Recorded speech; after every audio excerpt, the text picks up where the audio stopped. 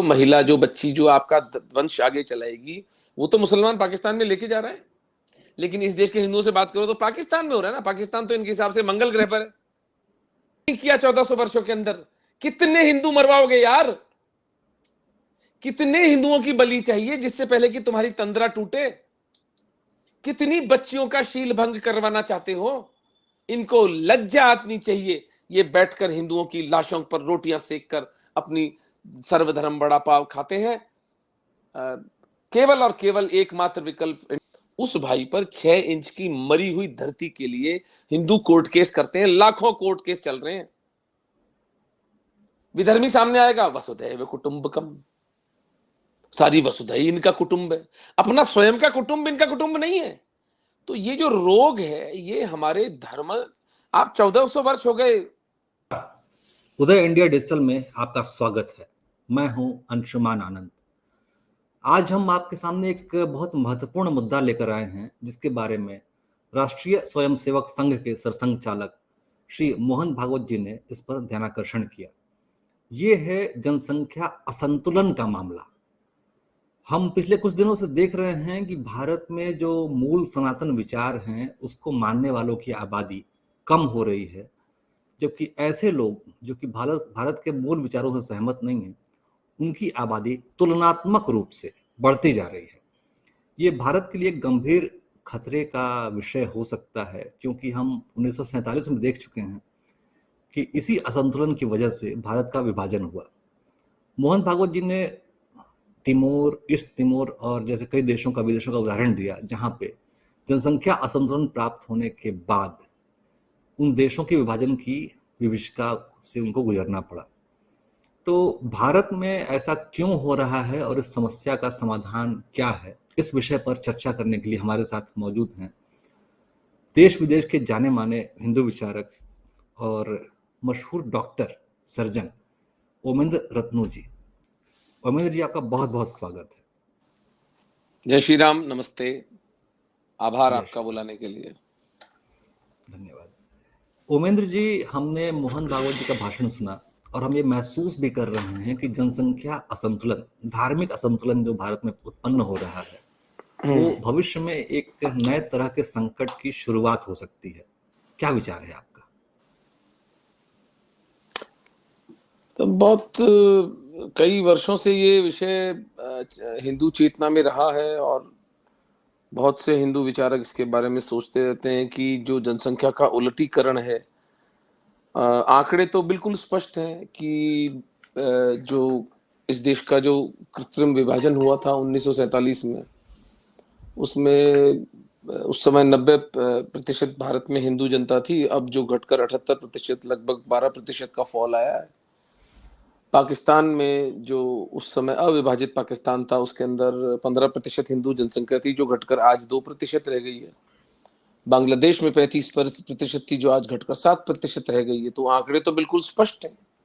इसमें तो कोई संदेह नहीं है कि वूम्ब जिहाद कहते हैं इसको हम लोग, कि जो जनसंख्या का जो जिहाद है वो तो चल ही रहा है।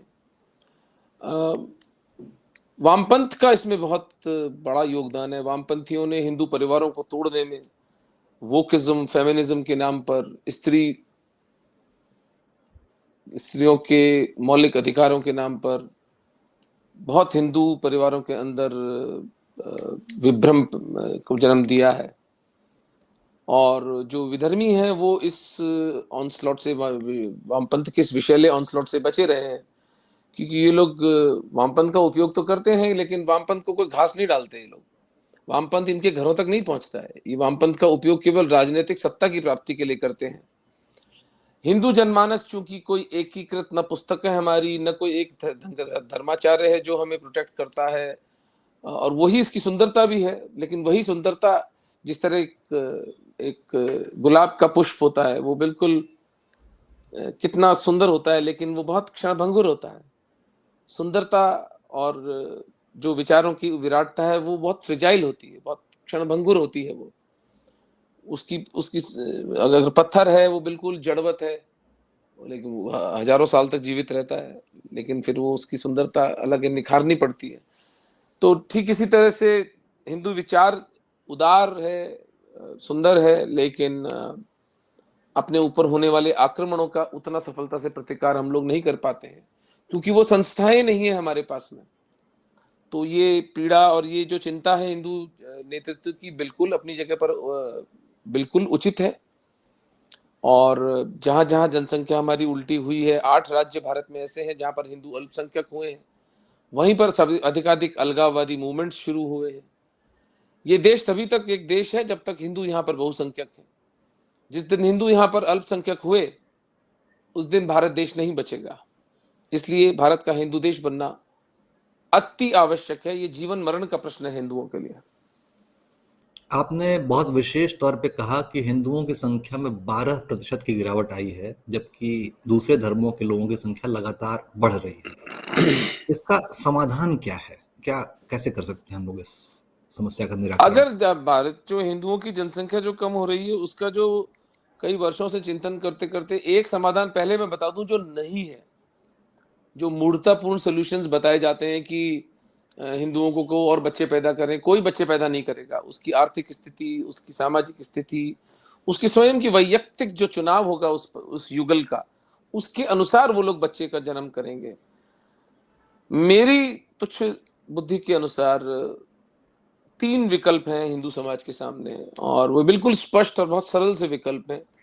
पहला है कि 1 करोड़ हिंदू इस वक्त पाकिस्तान में पशुओं की तरह जीवन जी रहा है।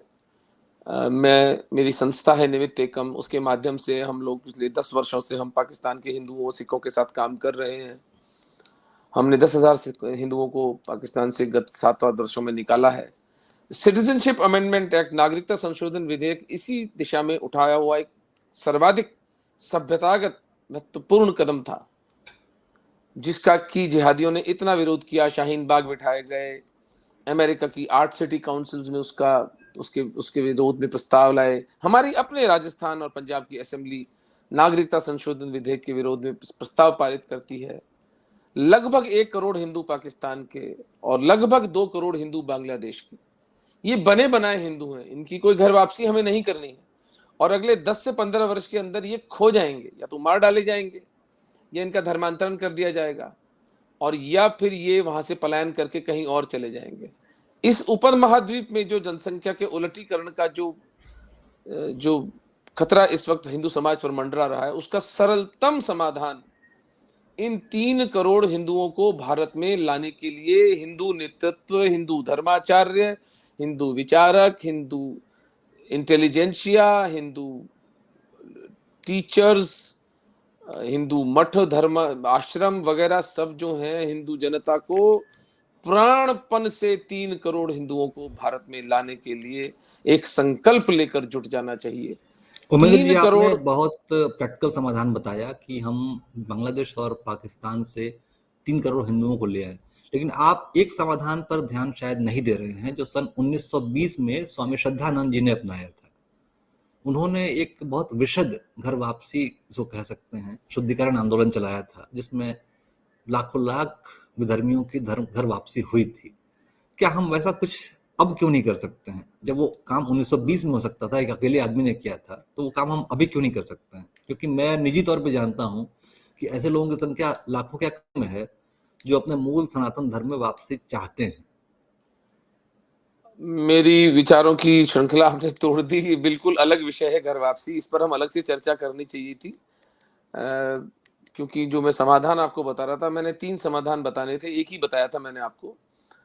या तो उसके 2 बताऊं या मैं आपकी चर्चा उठाऊं, बताएं क्या करें? आप पहले अपनी बात पूरी करिए, फिर इस पर आएंगे हम जी लोग। जी। तो जो सिटीजनशिप अमेंडमेंट एक्ट है, उसकी नैसर्गिक निष्पत्ति ये होती है कि 3 करोड़ हिंदुओं को हम बचा लेते हैं। तो उससे लगभग 10 से 15 वर्षों तक हमारी पॉपुलेशन की स्टेबिलिटी हमारे को मिल जाती है। दूसरा, कितने मिलियन बच्चे इस देश में अनाथ हैं, जिनको माँ बाप का प्रेम नहीं मिलता, जिनको की शरण मिलनी चाहिए। ये सब मिशनरी और मुल्ला और ये सब जो लोग हैं, ये लोग अपना पैसा इकट्ठा करके केंद्रीकृत अपना ज़कात और अपनी टाइज के माध्यम से इन बच्चों को अपना लेते हैं और अपनी खुद के लोगों की तरह पालते हैं। हिंदू समाज कहाँ सोया हुआ है? हर राज्य की राजधानी में, हर राज्य के बड़े शहर में हिंदू अनाथाश्रम होने चाहिए। जहां पर इन अनाथ बच्चों के लिए इनको गायत्री मंत्र के साथ, इनको वेद की ऋचाओं के साथ, इनको सनातन हिंदू संस्कृति के धर्म के अंदर पाला जाए। एग्जैक्ट आंकड़ा मेरे पास में नहीं है कि कितने मिलियन बच्चे जो हैं वो इस देश में अनाथ हैं, पर मान लीजिए 10 लाख भी हैं, तो 10 लाख हिंदू तो आपको बच्चे बने बनाए घर में बैठे मिल जाएंगे, अगर आप उसकी व्यवस्था कर पाते हैं अनाथ आश्रम खोलने की।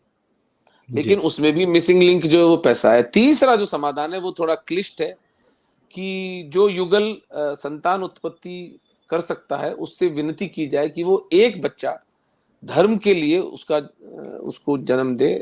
यदि 1% हिंदू युगल भी ऐसा कर लेते हैं तो वो बच्चा फिर गुरुकुल में पाला जाए। बड़े बड़े मठों आश्रमों, कई मठों आश्रमों से मेरी बात हुई थी, वे इसमें बहुत रुचि ले रहे थे कि उसको धर्म योद्धा की तरह, उसको धर्म प्रचारक की तरह ही पाला जाएगा। उसको लिखा पढ़ी हो जाएगी कि उस बच्चे का के ऊपर उस माँ बाप का अधिकार नहीं रहेगा, वो हिंदू धर्म की गोद चला जाएगा। ये 3 विकल्प, जो प्रैक्टिकल विकल्प हम कर सकते हैं, वो हमारे आंखों के सामने है। इन पर हम चर्चा कर सकते हैं और विस्तार से कर सकते हैं। उमेश जी, आपने जो अब तीनों विकल्प बताए, इसके लिए एक संस्थागत स्वरूप की आवश्यकता है। एक वृहद संस्था हो जो कि इन सारे कार्यों को पूर्ण करे, जिसकी कमी हमें बिल्कुल महसूस ठीक बात होती है, है। बिल्कुल ठीक बात है। और वो संस्था भी बन जाएगी। संस्था बनाने में क्या लगता है, असल बात है उसके लिए धन की व्यवस्था, उसके लिए धर्मांश की व्यवस्था। डेडिकेटेड, कमिटेड, ब्राइट, इंटेलिजेंट लोग जब इस संस्था को चलाएंगे तो आप सोचें कि कम से कम भारत के 10 बड़े शहरों में अगर हम अनाथ आश्रम चलाते हैं जिसके अंदर एक एक अनाथ आश्रम में 500-500 बच्चे पल रहे हैं वैदिक ऋचाओं के साथ में, तो वो कट्टर हिंदू आपके बच्चे तैयार हो रहे हैं जिनको आपको, और उनको समाज भी उनको प्रेम दे, कोई ना कोई युगल उनको माँ बाप का प्रेम दे, किसी एक बच्चे को गोद ले ले। जैसे मेरे बच्चे दोनों बड़े हो गए हैं, मुझे वात्सल्य, मेरे प्रेम में मेरे को अगर अपना प्रेम दिखाना है, मुझे एक बच्चा चाहिए जो 8-10 साल का हो। मैं प्रति सप्ताह उसके पास जाऊं, उसको बाप का प्यार दूं, उसकी पढ़ाई में रुचि लूं। उसकी तो मान्यता यही तो सुंदरता है मनुष्य जन्म की। बायोलॉजिकल बच्चा ही होना आवश्यक नहीं है। बिल्कुल बिल्कुल, आप सही हम कह रहे लोग हैं। एक जिस मानो तो मैं गंगा माँ हूं, ना मानो तो बहता पानी। अगर अवश्य। मैं अगर मैं इस बच्चे को अपना पुत्र मान लेता हूं, पुत्री मान लेता हूं उसको, तो वो मेरी बेटी है और वो संबंध मैं उसके साथ बना सकता हूं जितना जीवन मेरा शेष है। उसमें मैं उसको बाप का प्यार दूं, मेरी पत्नी उसको माँ का प्यार दे, तो वो एक बहुत सुघड़, सुदृढ़ और सुरक्षित नागरिक के रूप में वो बच्चा सनातन हिंदू धर्म की सेवा कर पाएगा। तो आपकी बात कर ले, घर वापसी के लिए देखिए मूल बाधा क्या है। अब फिर लोग कहते हैं साहब मैं धर्माचार्यों का विरोध करता हूं और उनके बारे में ऐसी अंट-शंट बोलता हूं। बिल्कुल बोलूंगा, जी। क्योंकि मौलिक रूप से किसी ने ये प्रश्न ही नहीं उठाया है कि हिंदू धर्म और धर्मों से ऊपर है। आप कोई धर्माचार्य, मठाधीश मुझे बता दें जो ये कहता हो कि हिंदू धर्म और धर्मों से ऊपर है। कहता है? लेकिन ऐसा क्यों है, जबकि हम जानते हैं कि सनातन धर्म क्योंकि सर्वश्रेष्ठ है। इनको चमको बुखार है, इनको तालियां सुननी है, इनको शेरो शायरी करके 2-2 कौड़ी के लोगों से अपनी प्रशंसा सुननी है। स्तोत्रम कस्य न तुष्यति, अपना तारीफ सुन के किसको मजा नहीं आता। हम्म। इनका मतलब आप कहना ये आध्यात्मिक चाह रहे हैं पोटेंशियल कि इतना घटिया है। सर्व हाँ, स्वीकार्यता का रोग जो है, जो सर्व पिछले दिनों से स्वीकार्यता, यस, सर्व स्वीकार्यता। और सर्व स्वीकार्यता भी नहीं है इसमें, ये एक रोग है, ये एक मनोरोग है। आपने जी कभी किसी पेस्टर को, किसी मुल्ला को बोलते सुना है कि सब धर्म एक होते हैं? वो जी अपने धर्म की जी। बात करता है, मुसलमान अपने धर्म की बात करता है, ईसाई अपने धर्म की बात करता है, और होना भी ऐसा ही चाहिए। तो ये रोग हिंदुओं को है कि वो बोलते हैं कि सब सर्वधर्म से बड़ा हिंदुओं की पाओ। संस्थाएं हैं, जो हिंदू संस्थाएं हैं, वो रोगग्रस्त हो गई हैं। उनके उपचार की आवश्यकता है, जो नई पीढ़ी पूर्णतया की। रोगग्रस्त, पूर्णतया रोगग्रस्त। हम्म। इनको लज्जा, कोई पाकिस्तानी हिंदुओं की मुझे बताइए, आप पाकिस्तान में 3 हिंदू बच्चियां प्रतिदिन उनके घरों से उठाई जाती हैं। आपकी 3 गर्भ धारण करने वाली जो महिला, जो बच्ची, जो आपका वंश आगे चलाएगी, वो तो मुसलमान पाकिस्तान में लेके जा रहा है। लेकिन इस देश के हिंदुओं से बात करो तो पाकिस्तान में हो रहा है ना। पाकिस्तान तो इनके हिसाब से मंगल ग्रह पर है। पाकिस्तान भारत में, यहाँ इस पृथ्वी पर नहीं है। बांग्लादेश में जो हिंदुओं के साथ हो रहा है उसे भारत के हिंदुओं को शर्मनाक है कोई ये, मतलब नहीं। शर्मनाक। तो फिर आप बताइए मुझे, यूरोपियन यूनियन पार्लियामेंट की रिपोर्ट आती है कि 3 हिंदू सिख बच्चियां प्रतिदिन पाकिस्तान में उठाई जा रही हैं। क्या कर रहा है हिंदू समाज यहां पर? क्या कर रहे हैं हिंदू मठाधीश? क्या कर रहे हैं धर्माचार्य? मेरे पास भाई साहब 10,000 लोग हो ना, जैसे इनके लाखों लाखों फॉलोअर्स हैं, मेरे पास तो 20 आदमी भी हों, मैं बॉर्डर जाम कर दूं, मैं हिंदुस्तान की सड़कें जाम कर दूं? कैसे चलेगा ये विचार? किस बात की सजा पा रहा है हिंदू बेचारा? उसको मरने के लिए छोड़ रखा है। फिर ये कहते हैं डीएनए एक है, फिर इनको मोहम्मदी हिंदू कहते हैं ये लोग। आपको दिख नहीं रहा है दुर्दशा हिंदुओं की? कोई मठाधीश, कोई धर्माचार्य, कोई आश्रम में बैठा कोई बोलता है? ये विषय नहीं पता किसी को। सब कहते अच्छा पाकिस्तान में इतने हिंदू हैं। अरे आटा खाते हो, घास खाते हो? आप देखिए अभी जब ये आई थी फिल्म आई थी ना, ये कश्मीर फाइल्स, इसके बाहर जी 55-56 साल के मेरी उम्र के लोग बाहर आकर के घड़ियाली आंसू बहा रहे, हमें तो पता ही नहीं था ये हुआ। क्यों नहीं पता था भाई? जब ये घट आश्चर्य रहा की था तब बात है 18 कि 18 कश्मीर 20 में साल के थे, 1991 को जो हुआ, मैंने स्वयं अपने हाथों से कम 20 आर्टिकल लिखे हैं, कितने सारे है शो ना? होस्ट किए हैं, अब मुझे लेकिन हिंदू बताइए समाज को आप ये, पता ही नहीं है क्या हो रहा है ये। मतलब ये तो मतलब क्योंकि चेतना बॉलीवुड में मरी हुई है ना।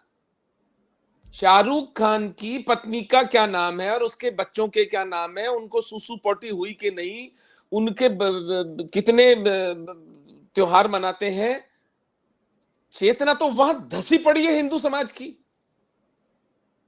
बातें करवा लो इनसे वसुधैव कुटुंबकम और एकम सत्यप्रम बहुधा वदंती। और ये रोग समाज का नहीं है, ये रोग हिंदू नेतृत्व से शुरू होता है। जी हिंदू नेतृत्व हिंदू धर्म की बात करता है क्या? अरे तुमने ठेका लिया है विश्व विश्व शांति का? तुमने ठेका लिया है क्या सर्वधर्म बड़ा पाव खाने का?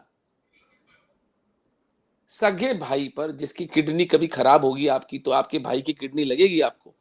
उस भाई पर 6 इंच की मरी हुई धरती के लिए हिंदू कोर्ट केस करते हैं, लाखों कोर्ट केस चल रहे हैं। विधर्मी सामने आएगा, वसुधैव कुटुंबकम, सारी वसुधा ही इनका कुटुंब है, अपना स्वयं का कुटुंब इनका कुटुंब नहीं है। तो ये जो रोग है ये हमारे धर्म, आप 1400 वर्ष हो गए इस्लामी आक्रांताओं को, पुस्तक लिखी है मैंने महाराणाज, जी 20,000 पुस्तकें बिक चुकी हैं और लोग देख रहे हैं ये जी पुस्तक, पुस्तक पढ़ी है मैंने अ आपकी। 1000 ईयर वॉर फॉर धर्म, एक जी सहस्त्र वर्षों का धर्मयुद्ध।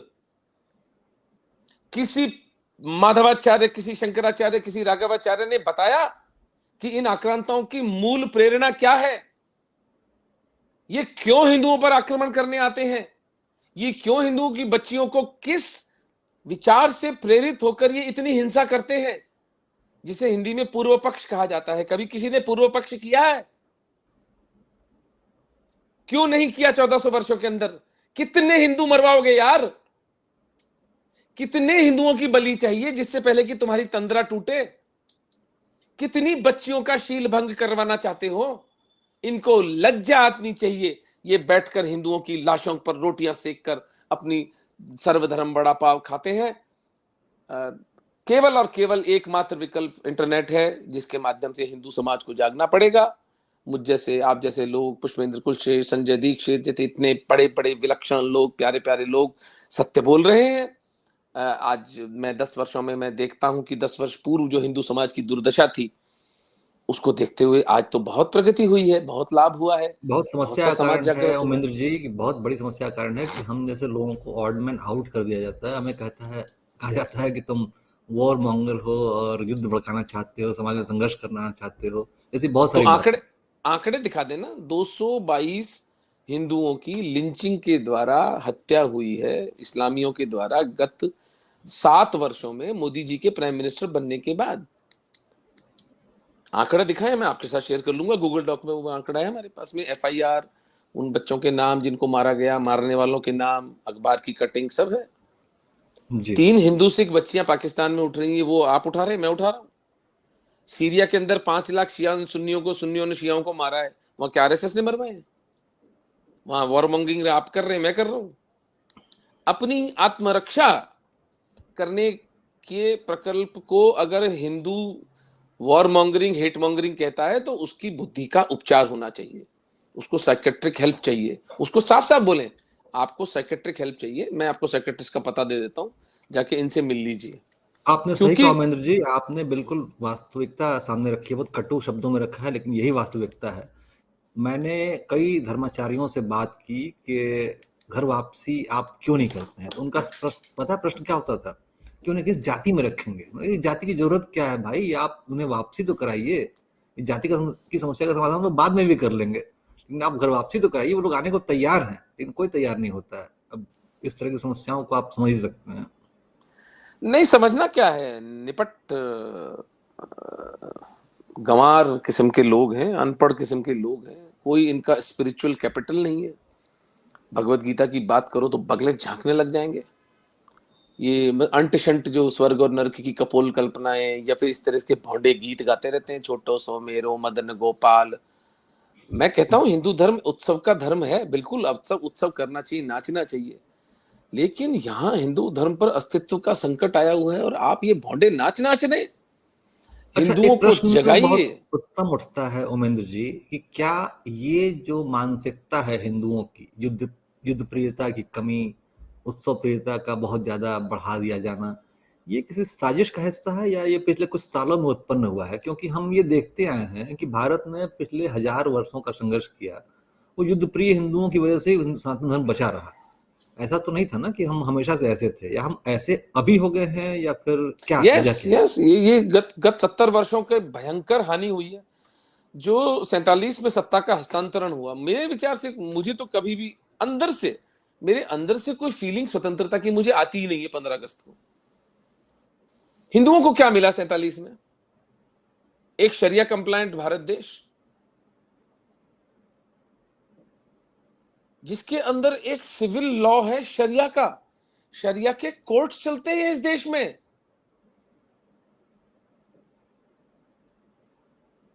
एक पाकिस्तान को, इस्लाम को पाकिस्तान का किला मिल गया जहां से वो हिंदुओं पर हमला करते रहते हैं सतत। हिंदुओं को क्या मिला 47 में? तो वो स्वतंत्रता नहीं थी, वो सत्ता का हस्तांतरण था। It was a transfer of power from गोरा साहिब्स टू भूरा साहिब्स। और कांग्रेस ने इस देश का शिक्षा मंत्री एक मदरसे में पढ़े अनपढ़ आदमी को बनाया। ये छल इस देश के साथ हुआ। तक्षशिला, नालंदा जैसी विश्वविद्यालयों की इतिहास रचाने वाली हिंदू जाति, लगातार 5 शिक्षा मंत्री मुसलमान थे जिन्होंने इस देश के पूरे इतिहास को मटिया मेट करके रख दिया। और हिंदू नेतृत्व पंगु, लाचार, बिल्कुल पड़ा रहा, कुछ कोई कोई प्रतिक्रिया नहीं। कांग्रेस ने एक रुग्ण मानसिकता के चलते वामपंथ के साथ समझौता किया कि सत्ता में हम रहेंगे और इस देश की यूनिवर्सिटियों, कॉलेजों पर, एकेडमिया पर आपका कब्जा रहेगा। यह खेल खेला गया। आपने पुस्तक पढ़ी है महाराणा? जी, मैंने पढ़ी है तो आपकी इसमें किताब। आपने जो अंतिम 2 चैप्टर्स हैं उसके, मैंने silence of the Lions and the lie called 1000 year slavery. अब मैं कोई बहुत कोई प्रज्ञावान, कोई अल्बर्ट आइंस्टाइन तो नहीं हूं। मैंने जो आपके सामने सत्य रखते हैं वो बिल्कुल स्पष्ट और बिल्कुल सरल से तर्क पर आधारित, लॉजिक के बेसिस पे मैंने सारे डिडक्शंस किए। कैसे हम 1000 साल गुलाम रहे? कोई प्रतिकार उस इतिहास का हुआ? आप बताएं। मोहम्मद बिन तुगलक को पराजित करने वाले महाराणा हमीर सिंह का नाम तक नहीं पता हमें, और तुगलक शाही हमारे जीवन की दैनंदिन बोलचाल के अंदर घुस चुकी है। रही सही कसर बॉलीवुड और टीवी सीरियल्स, और इन्होंने पूरी कर दी। एकेडमिया के इस प्रचंड ऑनस्लॉट के बाद रहीम चाचा का जो प्रोटैगनिस्ट कैरेक्टर बॉलीवुड में दिखाया गया, और हिंदू ब्राह्मण को, हिंदू राजपूत को, हिंदू चौधरी को हमेशा सतत रूप से विलेन बताया गया, उसका प्रभाव, और हिंदू धर्म को इतना लज्जित और इतना अपमानित किया गया। जो चीज इनके समझ के बाहर थी, जो उपनिषदों की ऋचाएं, जो गीता के श्लोक इनकी बुद्धि के परे थे, उस उनका परिमार्जन करके उसे समझने का प्रयास करने की जगह उनका उपहास किया गया। और हमारा संत समाज, हमारे राजनीतिक नेतृत्व पड़े पड़े पंगु, पैरालाइज्ड, ये जड़वत बिल्कुल देखते रहे। उसका परिणाम है कि आज हिंदू युवा किसी से बात करें, किसी बच्चे से, वो हिंदू धर्म के बारे में, वो हिंदू धर्म से घृणा करता है। जी। हत्याएं, बलात्कारियों का जो समूह है वो मौत का तांडव कर रहा है चारों तरफ। कोई पूछने वाला नहीं है कि भाई तुम क्वालिफाई कैसे करते हो, तुम धर्म हुए कैसे? तुम्हारे कहने से थोड़ी धर्म हो जाता है भाई, धर्म के कुछ क्राइटेरिया होंगे। धार्यते इति धर्म, ये धर्म नहीं, एक धार्यते किताब इति और धर्म एक की तो पैगंबर। वो तो छोड़े आप, वो तो उनका स्तर ही नहीं है। मेरी बेटी मेरी, आपकी बेटी आपकी, मेरी संपत्ति मेरी, आपकी संपत्ति आपकी। ये समाज इसी नियम पे चलेगा ना? या बिल्कुल। इसलिए कि मेरे किसी भगवान ने कहा है कि मैं आपकी बेटी का शील भंग कर सकता हूं, आपकी संपत्ति ले सकता हूं, और ये मेरे लिए पुण्य का काम है। लूट, तो ये मार, कैसे आप, बलात्कार, मतलब फिर, हाँ, हत्या को एक वैधानिक जामा पहनाना, यही इन मजहबी कट्टरपंथियों ने सीखा तो है। उन्होंने जो और इसी किया जो वजह से किया, ये उन्होंने जो किया जो किया, आपका नेता क्या कर रहे थे? आपका धर्माचार्य क्या झक मार रहा है जब वो कहता है कि एकम सत विप्रम बहुधा वदंती? बच्चियों का बलात्कार सत्य है? निरपराध लोगों की गर्दनें सरतन से जुदा कर देना, किसी सभ्य समाज में ऐसी बातें होनी चाहिए? क्या दो व्यक्तियों के बीच किसी विचार के मतभेद को हिंसा से सुलटाया जाएगा? तो फिर तो जिसकी लाठी उसकी भैंस। सत्य तो जो वचन हो रहा है वो सत्य। वही होगा। उमेंद्र तो जी, ये किया कांग्रेस ने वामपंथ के साथ मिलकर हिंदुओं को नीचा दिखाने के लिए, हिंदू धर्म को मूल से समूल नाश करने का काम किया है कांग्रेस ने। आज भी कर रही है। ऐसे ऐसे कानून आप देख ही रहे हैं, वक्फ बोर्ड एक्ट और ये एक्ट और वो एक्ट। लेकिन मैं फिर पलट के आता हूं, ये एक्ट पास करने वाले भारतीय जनता पार्टी के सांसद हिंदू क्या कर रहे थे? इनकी बुद्धि को लकवा हो गया था या मत मारी गई थी इनकी? कोई दो चार उनमें से वॉकआउट तो करते, कोई दो चार खड़े होकर भूख हड़ताल पर, आमरण अनशन पर बैठ जाते कि हिंदुओं के साथ इतना बड़ा अत्याचार क्यों हो रहा है। लेकिन सब मुंह में गुड़ देकर बैठे हैं। नपुंसकों का एक पूरा का पूरा समाज हमारा नेतृत्व करता है। तो उसकी उस दुर्दशा, अब ये इंटरनेट के माध्यम से आप और हम जैसे लोग जब मिले हैं, इसी कायनात से जिगर कोई इनकलाब उठेगा फिर, कि बुलंद हो के भी आदमी यहां ख्वाहिशों का गुलाम है। इसी जीवन से नया जीवन प्रस्फुटित होगा। इसी समुद्र मंथन से हिंदू समाज की चेतना पुनर्जागृत होगी, इसमें मुझे कोई संदेह नहीं है। आप और मैं वो हिंदू हैं जो अपने धर्म के लिए लड़ मर कटने को तैयार हैं। आ जाओ जिसको भिड़ना है। सनातन धर्म 1400 वर्षों से लड़ता आ रहा है इन मिलेच्छों से। अगले 1400 वर्षों की भी तैयारी है। अगर धर्माचार्य, हमारे हमारे मठाधीश, हमारा राजनीतिक नेतृत्व, ये जो डीएनए विशेषज्ञ हैं, ये हमारा साथ देते तो शायद ये लड़ाई थोड़ी सरल हो जाती। लेकिन जब प्रताप को, मेरे जीवन के आदर्श हैं, जब उनको सरलता नहीं मिली, उस महापुरुष, उस देव पुरुष को सरलता नहीं मिली, मुझ जैसे तुच्छ आदमी को क्या सरलता मिलेगी? आप जैसे व्यक्ति को क्या सरलता मिलेगी? हम लोग तो प्रताप के सैनिक हैं। बस वीर गति हमारी नियति है। हम समर्पण नहीं करेंगे, असत्य में हम नहीं जिएंगे, डरते नहीं, हम हम असत्य का हम आश्रय कायरता नहीं से। लेंगे, हम कायर बिल्कुल, नहीं है, हम संघर्ष बिल्कुल। करेंगे, चाहे मृत्यु हो या जीवन, सफलता हो मृत्यु या तो वैसे भी असफलता। आएगी, बिस्तर में पड़े पड़े आ जाएगी। वो तो जिसको हार्ट बिल्कुल। अटैक होता है, जिसको, मृत्यु से क्या डरना? सैकड़ों मृत्यु से क्या वर्षों डरना? से सनातन धर्मी इसी सोच के साथ संघर्ष कर रहे हैं। यही वजह है कि हमारा धर्म अभी तक बचा हुआ है। अबे ये बचा रहेगा, उसमें कोई संदेह नहीं है मुझे। इसमें कोई संदेह नहीं है कि धर्म हमारा, क्योंकि देखिए, अगर it's like a principle of physics. अगर सनातन धर्म इस धरती से मिटता है तो ये धरती भी मिट जाएगी। तो वो तो महादेव होने नहीं देंगे ना। हम्म। प्रश्न ये है, आपने अपना कर्तव्य कर्म किया या नहीं किया? क्या कहा है गीता में श्री कृष्ण ने? न मे पार्थस्ति कर्तव्यम त्रिषु लोकेषु किंचन, इन तीनों लोकों में अर्जुन मुझे इतना सा भी कर्तव्य कर्म शेष है क्या? नहीं है ना, वो तो पुरुषोत्तम है, भगवान कृष्ण है। नान वाप्त वाप्तव्यम वर्तये विच कर्मणि। मैं सुदर्शन चक्र चलाकर भी तो ये पूरी युद्ध को समाप्त कर सकता था, लेकिन तुम्हारे पौरुष को, तुम्हारी कर्म की गति को मैं जागृत कैसे करूंगा? अगर मैं करूंगा तो हमारा युद्ध तो अवश्य। जब जब जब किसी बच्ची के शील पर हाथ डाला जा रहा था, तब हम वहां चुपचाप खड़े थे, या हमने वहां खड़े होकर उस बलात्कारी के 2 थप्पड़ लगाकर उसको वहां से भगाया था?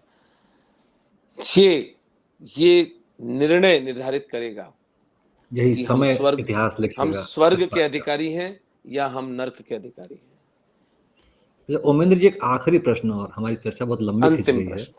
एक अंतिम प्रश्न, आप राजस्थान में हैं, आप डॉक्टर हैं, एक एलीट क्लास का प्रतिनिधित्व करते हैं, और आपके ये विचार आप समन्वय कैसे बिठाते हैं? हठधर्मी से। मेरी अपनी पत्नी, मेरे बच्चे आरंभ में मुझसे आज भी, अभी भी क्रोधित हो जाते हैं कहीं पर अगर चर्चा छिड़ जाती है। बोले आप फिर शुरू हो गए। वो उनको उपचार, वो औपचारिकताएं, मौसम अच्छा है, कपड़े कैसे पहने हैं, पेशेंटों की प्रैक्टिस कैसी चल रही है, स्टॉक मार्केट में कितना इन्वेस्टमेंट हुआ, ईएमआई कितनी चुकाई। मेरी आरंभ से इन चीजों में कभी रुचि नहीं थी। ये मैकेनिकल चीजें हैं। इसके लिए भारत जैसे देश में रहने का तो सबसे बड़ा मजा ये है कि यहाँ तो हर चीज के लिए आदमी मिल जाता है आपको। आदमी इतने हैं, तो मेरा बैंक का काम कोई देखता है, मेरे स्टॉक का काम कोई देखता है, उसको महीने का कुछ पैसा मिल जाता है, और वो बेचारा, उसके घर का चूल्हा जल जाता है, मेरे को तो अंतराल है। तो समन्वय बिठाने का जहां तक संबंध है, वो 24 घंटे पर्याप्त होते हैं भाई। आप उन्हीं 24 घंटे के अंदर एक आइंस्टाइन बन जाता है, और उन्हीं 24 घंटे के अंदर कोई शेख चिल्ली बन जाता है, कोई उन 24 घंटे के अंदर कोई ओसामा बिन लादेन बन जाता है। यह चेतना बिल्कुल निष्पक्ष है। उस चेतना का आप कैसे परिमार्जन करते हैं वो आपके ऊपर है। हाँ, समाज मेरे बारे में क्या सोचता है, समाज मेरे को तालियां, मुझे चमको बुखार कभी भी नहीं था। शुरू से मुझे जी। क्रिटिकल अपनी आलोचना सुनने का, मुझे मुझे मुझे वो व्यक्ति अच्छा लगता है जो मेरी आलोचना करता है। मैं ऐसे लोगों के बहुत पास रहता हूं जो मेरी आलोचना करते हैं। मुझे घृणा है बहुत अधिक जो प्रशंसा करने वाले लोग हैं।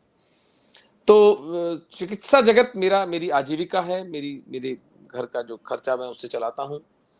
और चूंकि मैंने इस पूरे विधर्मी माफिया को पूरे को स्टडी किया है, बिल्कुल एक सर्जन की तरह स्टडी किया है, एक रोग की तरह मैंने पढ़ा है, कैंसर जैसे होता है जी। या जो बैक्टीरिया होते हैं वो कैसे काम करते हैं, तो उस तरह मैंने इसको पढ़ा और मुझे समझ में आ गई कि मेरी संपत्ति, मेरी सफलता, मेरी प्रॉपर्टीज, मेरे कॉन्टैक्ट्स, मेरी शाम की थीम पार्टियां, मेरी बॉलीवुड की पिक्चरें, इनका कोई अर्थ नहीं है अगर मेरे समाज के अंदर मेरे बच्चे आने वाले 10-15 सालों के अंदर सुरक्षित ही नहीं रहेंगे तो। इसलिए इस युद्ध की रणभेरी मैं अपनी तरफ से बजा चुका, और अपनी तरफ से मैं इस युद्ध को लड़े ही जा रहा हूं। आप जैसे प्यारे साथी मिलते जाते हैं, और ये वो कारवां बसते गए, हिंदुस्तान बनता गया, वो वाली बात है। हम लड़ेंगे और हम जीतेंगे। उमेंद्र जी, आपका निसंदेह। बहुत बहुत धन्यवाद।